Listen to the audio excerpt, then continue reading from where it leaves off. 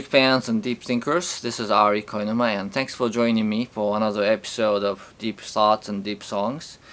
It's a series of mine where I take songs that are meaningful to me and try to draw out life's lessons and truths and really consider them, how they apply to our lives.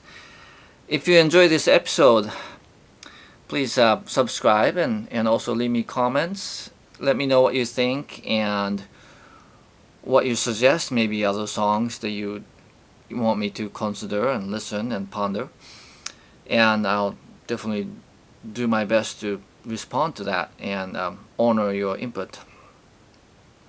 Now today I'd like to talk about one of my very favorite artists, Todd the Wet Sprocket, and I was really excited when they came back together after a long hiatus, or after having broken up for over a decade, and started making music again.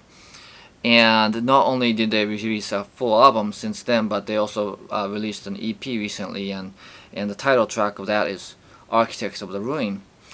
And when I heard that song, I just felt like crying. They just have such a way of expressing a particular sentiment that we carry inside, but also do it in a very insightful and affirming way. Even the darkest song, you just don't feel a sense of, how should I say, claustrophobic doom. You just relate to the song, but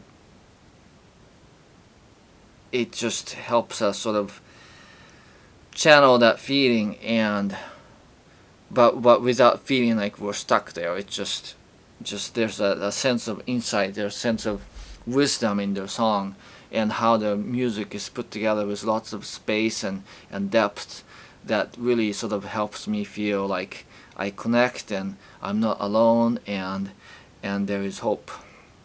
And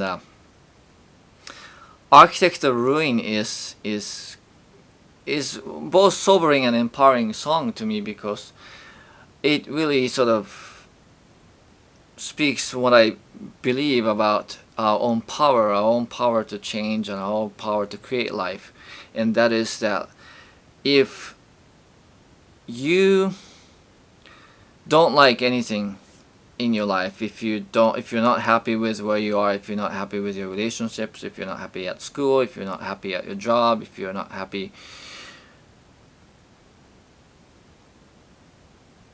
it's your fault. That's what I believe, is that we are responsible for the situation that we are in.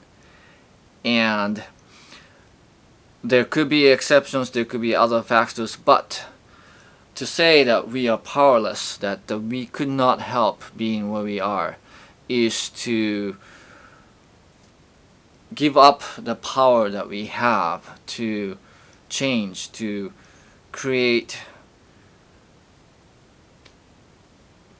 life, to steer our own life. The only thing that we have control over in our life is ourselves, and by giving up your own power to steer yourself and conduct yourself in a way that is compatible with who you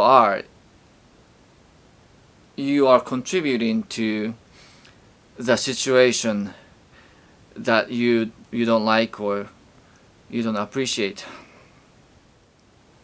And so it's like, I know this is the same thing that they said about like being mean or being nice kind of thing, but like whether you have a good life or you have a bad life, it both takes an effort, it both takes an energy.